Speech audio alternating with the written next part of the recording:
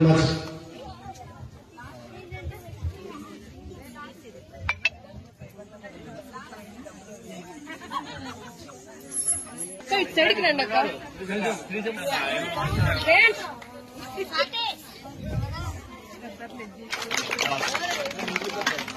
చేసి రిటైర్ అయ్యారు. Mother anganwadi teacher. కలతోసారి కలతాల